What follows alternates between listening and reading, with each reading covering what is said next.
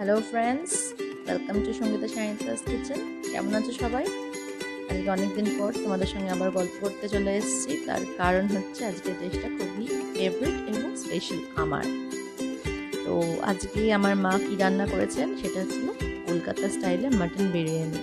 Trust me, I am sure you will love ইট।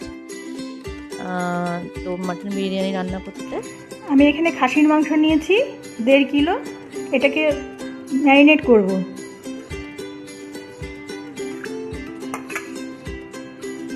দই,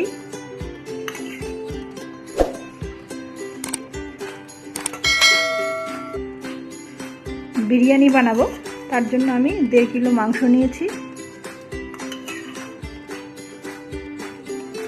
লবণ,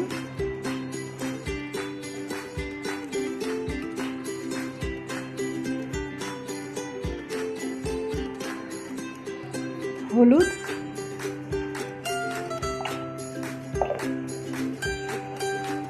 একটু সর্ষের তেল দিয়ে দিলাম।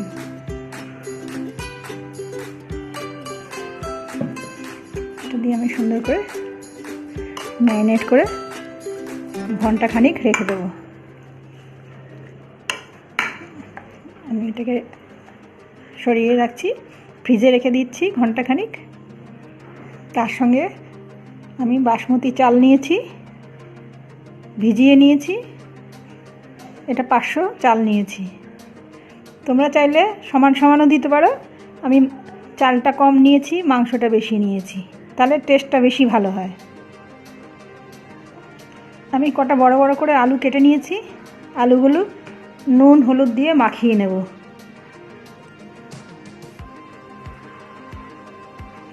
আলুটা মাখিয়ে নিয়ে করলে কালারটা সুন্দর আসে।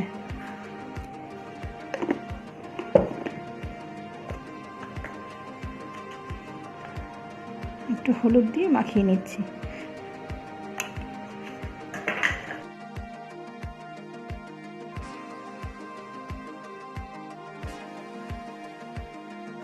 নিয়েছি দারচিনি, লবঙ্গ, এলাচ, এটা জয়িত্রী, জায়ফল আর একটা বড় এলাচ। আমি একসঙ্গে গরম খোলায়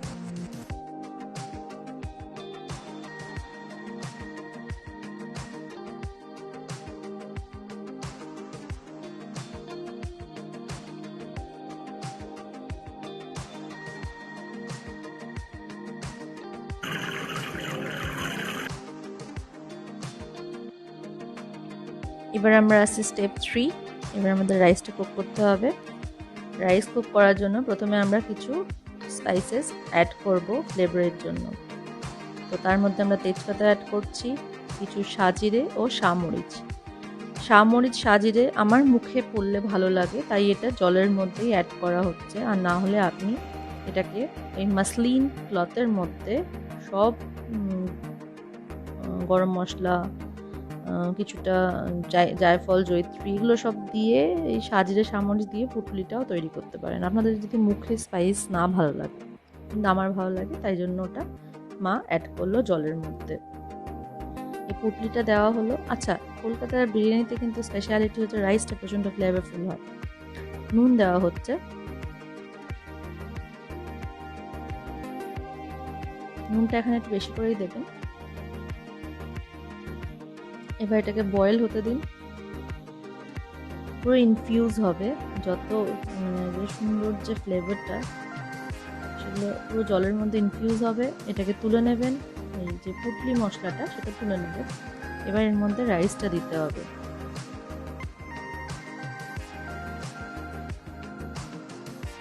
রাইসটা ঘড়ি ধরে 5 মিনিট বয়েল করবেন।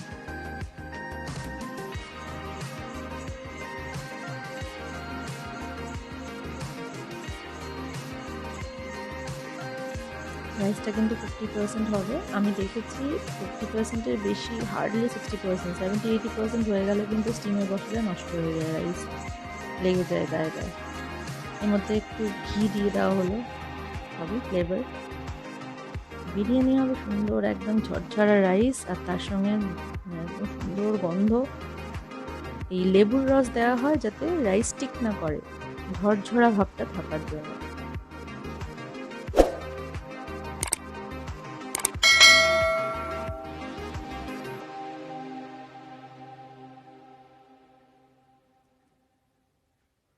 এবার কিন্তু আমরা রাইসটা ড্রেন করে দেবো। আচ্ছা, এই জলটা কিন্তু আপনারা যে কোনো কিছুতেই ইউজ করতে পারেন।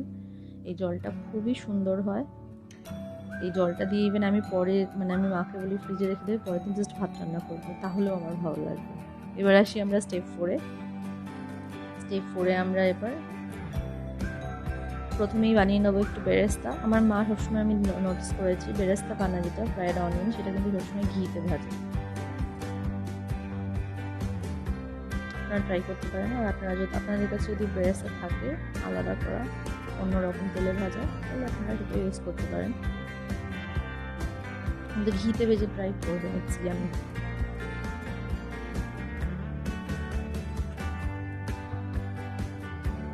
পেঁয়াজটা যখন লাল লাল ভাজা হয়ে যাবে তখন এটাকে সাইডে করে রাখবেন, বা পেঁয়াজটা তুলেও নিতে পারেন আপনারা। তুলে নিয়ে এই অয়েলের মধ্যেই রান্না হওয়া যায়, এই ঘিয়ের মধ্যেই রান্না করতে পারেন, বা আলাদা যদি আপনারা চান আলাদা একটা প্যানে অল্প সরষের তেল দিয়ে এবার আমরা আসছি হলো মাংস রান্না করতে। তো মাংস রান্নার জন্য আমাদের প্রথমে পেঁয়াজ লাগবে। পেঁয়াজ 1.5 কিলো মাংসে, তো এখানে দেখতেই পাচ্ছেন যেহেতু বিরিয়ানি বানাচ্ছি তাই জন্য কিন্তু আমাদের পেঁয়াজ বেশি না, এখানে হার্ডলি 2খানা মিডিয়াম সাইজ পেঁয়াজ আছে চপ করা। তার মধ্যে 2 টিস্পুন জিঞ্জার গার্লিক পেস্ট। একটু বেশি দিলেও ক্ষতিও নেই, জিঞ্জার গার্লিক পেস্টটা ভালোই লাগে স্মেলটা, তার নিজের চয়েস যদিও বা, বাট স্টিল। দেখুন এটাও ভাজা ভাজা হয়ে গেছে। এবার মা এখানে কিন্তু কিউমিন, করিয়েন্ডার, জিরে, ধনে আর শুকনো লঙ্কা বাটা দিচ্ছে। বিরিয়ানি মশলা যেটা ক্লাসিক্যাল বিরিয়ানি মশলা, সেখানে কিন্তু জিরে ধনেটা ওই মশলা যে ড্রাই রোস্ট করা হয় সেটার মধ্যেই থাকে। কিন্তু মা দেখেছি এই পদ্ধতিটা মা ইউজ করে, তখন হচ্ছে বেশ সুন্দর একটা রিফ্রেশিং একটা ফ্লেভার থাকে। সেটা কেন থাকে সেটা পরে বলা হবে। এর মধ্যে মশলাতে একটু নুন আর একটু হলুদ ইউজ করা হচ্ছে। ফ্রাই হয়ে গেলে, কাঁচা কাঁচা গন্ধটা চলে গেলে এর মধ্যে মাংসটা দিয়ে দেওয়া হবে। মাংসটা কিন্তু ম্যারিনেটেড ছিল।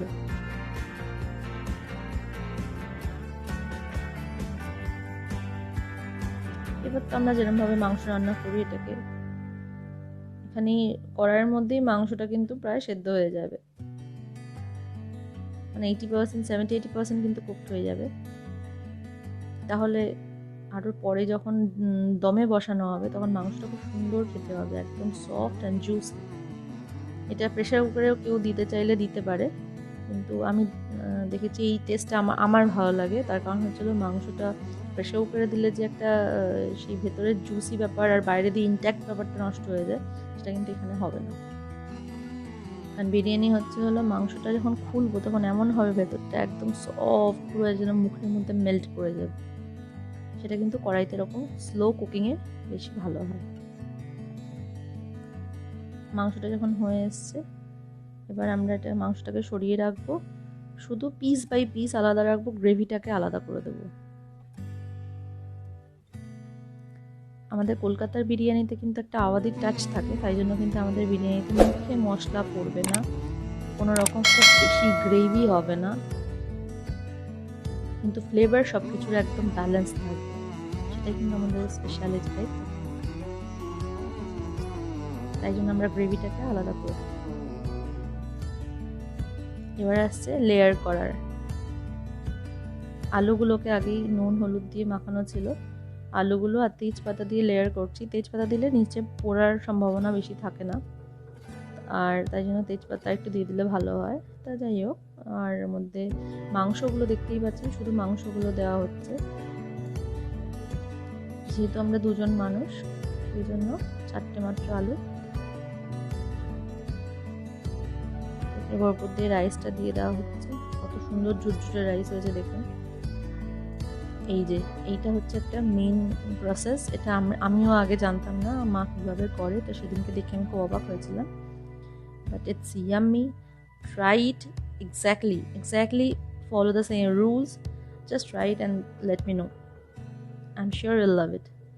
এত সুন্দর, মানে যে আমি যে অবাক হতাম যে কেন মুখের মধ্যে মশলা পড়ে না, সেটা আমি পরে এইবার দেখলাম যে রান্নাটা এইভাবে করে বলে কোনো রকম গ্রেভি ব্যাপারটা আসে না, কিন্তু ময়েস্ট থাকে বিরিয়ানি, এমন না যে প্রচণ্ড ড্রাই হয়ে যায়। আর এদিকে ফ্লেভারও থাকে সব রকম। দুধের মধ্যে দুধটা দিলে কিন্তু একটা বেশ রিচনেস আসে, তাই জন্য দুধ, তার মধ্যে স্যাফরান দিতে পারেন। স্যাফরান আমার কাছে ছিল না, তাই জন্য মা ফুড কালার ইউজ করেছে, ওয়ান পিঞ্চ। আর তার মধ্যে 1 টিস্পুন গোলাপ জল, 1 টিস্পুন কেওড়া জল, আর 2 ফোঁটা মিঠা আতর, সব দুধের মধ্যে গুলিয়ে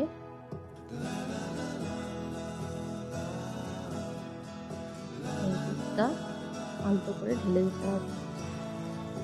অল্প করে বললাম তার কারণ হচ্ছে পুরো রাইসের মধ্যে যদি ঢেলে দেওয়া হয় তাহলে সাদা কালারটা চলে যাবে। আমাদের এখানকার রাইসের মধ্যে কিন্তু সাদা হলুদ দুটো কালারই সুন্দরভাবে থাকে, ব্যালেন্স থাকে। দুধটা ঢালা হয়ে গেলে এবার ওই পেঁয়াজের যে বেরেস্তা ছিল সেটাকে এবার ঢেলে দেওয়া হলো। ঢেলে বাকি নুন দিতে হবে, নুনটা টেস্ট করে তারপরে দেবেন।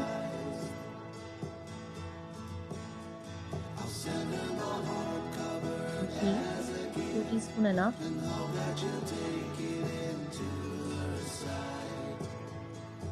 এবার একটা যেটা খুব ইম্পর্টেন্ট সেটা হচ্ছে মা কিচেন টাওয়েল দেয়, কারণ তার কারণ হচ্ছে হলো মা বলে যে আটা দিয়ে যে বানায় আটাটা নষ্ট হয়, তাই জন্য কিচেন টাওয়েল ইউজ করে ওপর দিয়ে লিড দিয়ে দেয়, তাতেই একদম লো কুক করে, লো ফ্লেমে এই 15 মিনিট মতো।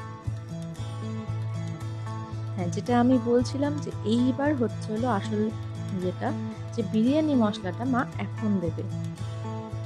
এই জন্যই মা বিরিয়ানি মশলাতে কিন্তু ওই জিরে ধনে এসব কিচ্ছু মেশায়নি, শুধুমাত্র গরম মশলা, জায়ফল, জয়িত্রী এইসব ইউজ করেছে।